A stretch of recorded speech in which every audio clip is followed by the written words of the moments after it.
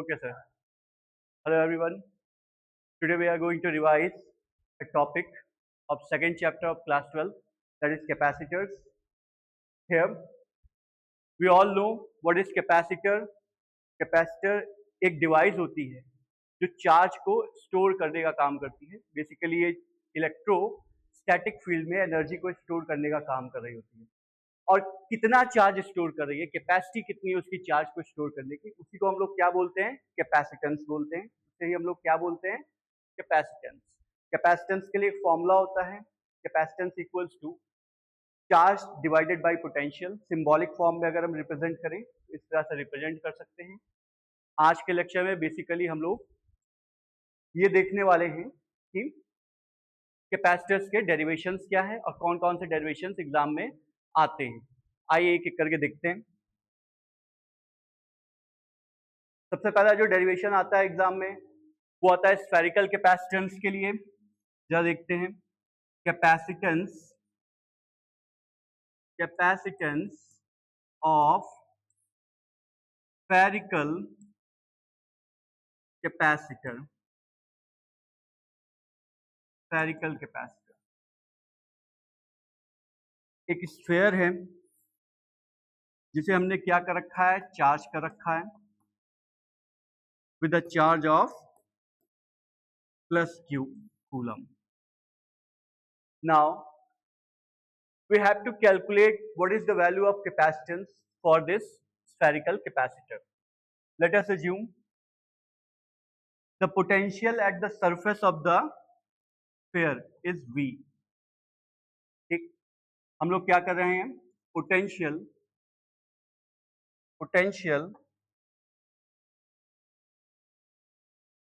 at the surface of sphere is V.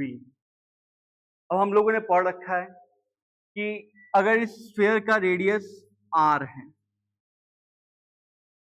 है तो इस पे सरफेस पे कितना पोटेंशियल होता है, उसके लिए हम लोगों ने फॉर्मूला एक पढ़ रखा है. V इक्वल्स टू कितना होता है, 1/4 pi epsilon not Q by R.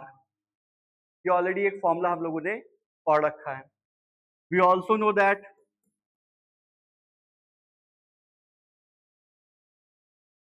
जो कैपेसिटेंस होता है वो क्या होता है, Q by V.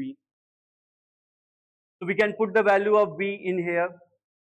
C will become Q upon 1/4 pi epsilon naught Q by R, or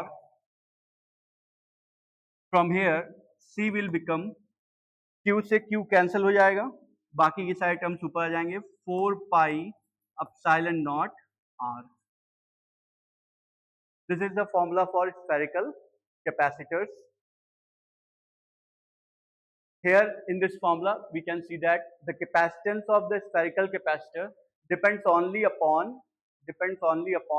radius of the sphere. जितना बड़ा स्फीयर होगा उतना ज्यादा कैपेसिटेंस होगा, जितना छोटा स्फीयर होगा उतना ही कम कैपेसिटेंस होगा. We can also introduce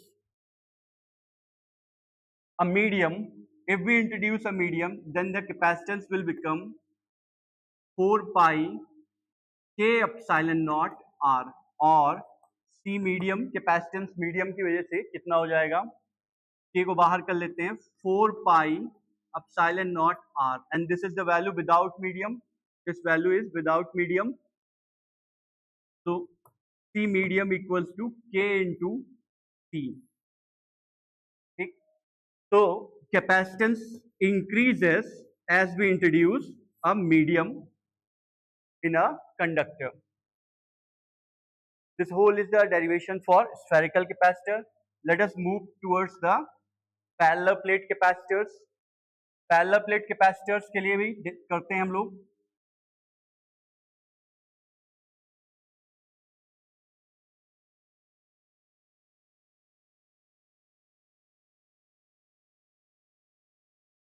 capacitance find out करने वाले हैं.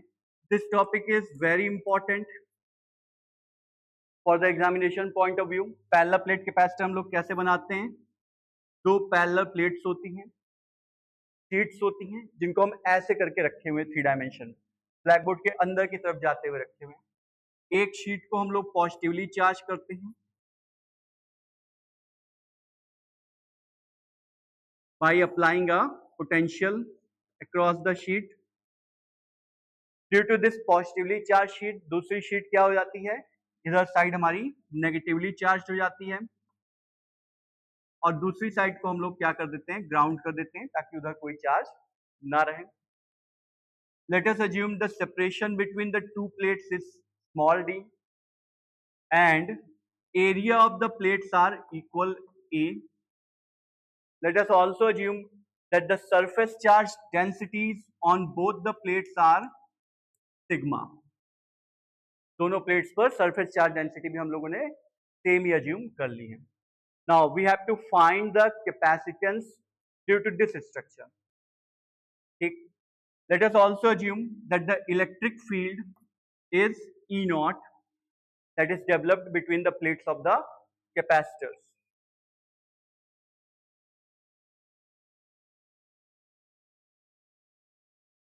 Now we know that potential can be given by V equals to E naught into D. इन दोनों प्लेट्स के बीच में जो पोटेंशियल डिफरेंस होगा उसको हम लोग कैसे कैलकुलेट कर सकते हैं? हमारी इलेक्ट्रिक फील्ड और कितनी डिस्टेंस है दोनों के बीच में, सेपरेशन है, उन दोनों को मल्टीप्लाई कर दें तो उससे मिल जाता है. ठीक. ऑल्सो पैरेलल शीट्स के लिए हमको E की वैल्यू भी पता है. E नॉट कितना आता है? सिग्मा बाई एप्सिलॉन नॉट आता है. ऑल्सो सिग्मा की वैल्यू भी हमें पता है, क्या होता है? चार्ज डिवाइडेड बाई एरिया होता है. Let us put this value of sigma in E not. E not कितना हो जाएगा? Q divided by A epsilon not. And now put this value of E not in V. V कितना हो जाएगा हमारा? Q into D divided by A epsilon naught. This will become the value of potential between the two plates or the value of potential difference between the two plates. Now we know that the value of capacitance is given by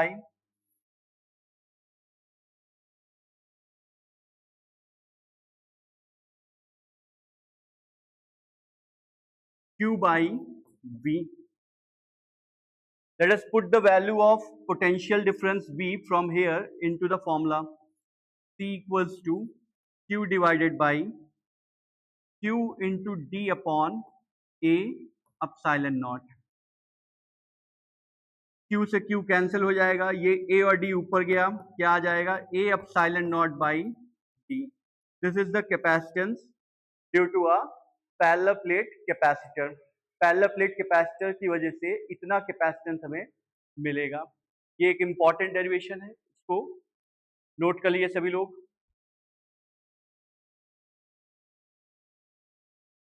now one more derivation comes with parallel plate capacitor. क्या हो अगर parallel plate capacitor के बीच में हम लोग कोई dielectric slab रख दें? एक डाइलेक्ट्रिक स्लैब रख दिया जाए. देखिए हमने डाइलेक्ट्रिक स्लैब रख दिया है पैरेलल प्लेट कैपेसिटर के बीच में. This is a dielectric slab. ठीक. अगेन कैपेसिटर पर हम लोग चार्ज को दिखा देते हैं कि हमारी दोनों प्लेट के बीच में चार्जेस इस तरह से डिस्ट्रीब्यूटेड हैं. The first plate must be connected to a battery. तो एक बैटरी से कनेक्ट कर देते हैं. And the second plate must be grounded somewhere. ठीक. Let us assume some other things like electric field that exists without the dielectric slab is E naught. Let us assume the electric field due to dielectric is E in this direction. Also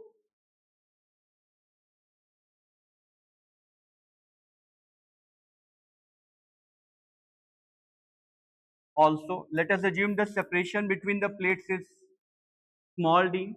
Area of plates are again assumed to be the same, and surface charge densities are again assumed to be the same.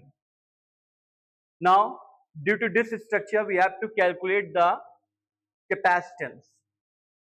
Let us solve this question. Again, first of all, we have to write the equation of potential. Let us assume the thickness of the dielectric slab is small t, and the dielectric constant of this dielectric material is K. The potential difference V across this system will be the combination due to the electric field outside the dielectric and electric field inside the dielectric. Outside में कितनी electric field है, ई not है, और किस distance तक है, total D में से ई को हटा देंगे उतनी डिस्टेंस तक है, तो डी माइनस ई डिस्टेंस तक है। और इनसाइड में कितनी इलेक्ट्रिक फील्ड है, ई है, ई लिख दिया, और कितनी डिस्टेंस पर है, टी डिस्टेंस पे है, इसके साथ टी को मल्टीप्लाई कर दिया। We also know that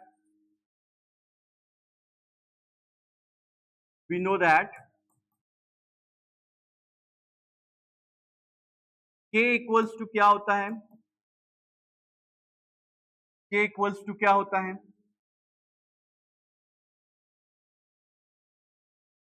E not by E. यहां से आप लोग ई की वैल्यू निकालिए जरा, कितनी आ जाएगी, ई नॉट डिवाइडेड बाई के। Now put this value of E not into this equation, therefore potential will become E not T minus T plus E not T by के। इनमें से ई नॉट कॉमन दिख रहा है, ई नॉट को कॉमन निकाल लीजिए, कितना बन जाएगा, T minus T plus T by के। इस वैल्यू तक पहुंच गए हैं सभी लोग। अब जरा ध्यान से देखिए, अगेन कैपेसिटेंस का फॉर्मूला क्या होता है, C equals to Q by V, और हमारा V कितना आया हुआ है अभी, E not D minus T plus T by के। ऑल्सो E नॉट के बारे में फॉर्मूला हम लोग जान ही रहे होते हैं, सिग्मा अपॉन एप्सिलॉन नॉट होता है, एंड सिग्मा का फॉर्मूला भी हम लोग जान रहे हैं कि Q बाई ए होता है। एक एक करके सारी वैल्यूज ऊपर की इक्वेशंस में पुट करते जाते हैं और फाइनल आंसर निकाल लेते हैं। सिग्मा की वैल्यू को यहाँ ई नॉट में पुट करेंगे, ई नॉट इक्वल्स टू कितना आ जाएगा, Q upon A epsilon not. E not की वैल्यू को अब V में पुट करेंगे, देखिए कितना आता है, V इक्वल्स टू कितना आ जाएगा, Q upon A epsilon not T minus T plus T by के। V की वैल्यू को उठा के पुट करेंगे अब C में, देखते हैं C कितना आ जाता है, C इक्वल्स टू आएगा Q और डिवाइडेड बाई V है, V की जगह पे ये पूरी वैल्यू पुट कर देंगे हम लोग, क्या हो जाएगा, Q upon A epsilon not T minus T plus T by के। Q से Q कैंसिल कर देते हैं, क्या बच रहा है, ये ए एप्सिलॉन नॉट ऊपर चला जाएगा, A epsilon naught divided by T minus T plus T by के।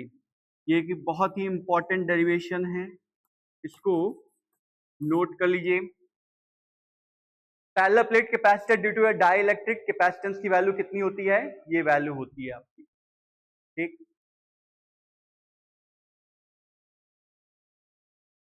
नेक्स्ट आ जाइए, इसी को थोड़ा सा हम आगे बढ़ाते हैं।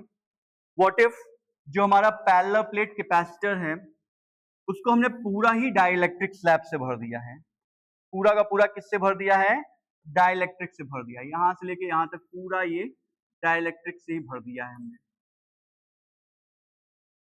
तब जरा आप ध्यान से देखिए, चार्ज को डिस्ट्रीब्यूट कर दिया जाए,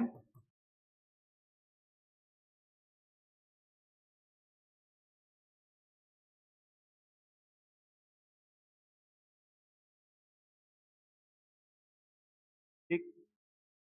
अगर हम पूरा डिस्ट्रीब्यूट कर देंगे तो यहां पर D इक्वल्स टू T हो जाएगा, जितना हमारा डाइलेक्ट्रिक का थिकनेस है वो पूरा पूरा सेपरेशन के इक्वल हो जाएगा। तो हमारा कैपेसिटेंस का फॉर्मूला क्या था अभी? कैपेसिटेंस C इक्वल्स टू क्या निकला हुआ था? A epsilon naught divided by D minus T plus T by K।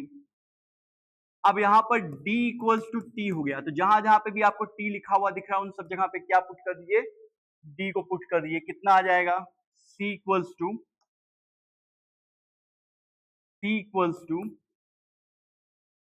A epsilon naught divided by D minus D plus D by K। D minus D plus D by K।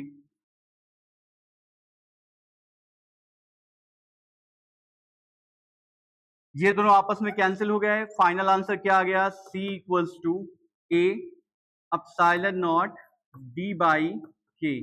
इस K को ऊपर लेके चले आते हैं तो final answer क्या बन जाएगा? A K epsilon not upon D। अगर पूरा का पूरा डाइलेक्ट्रिक से भर दिया जाए तो कैपेसिटेंस कितना होता है उसका ये फॉर्मूला हो गया है। ठीक, इसे भी नोट कर लीजिए।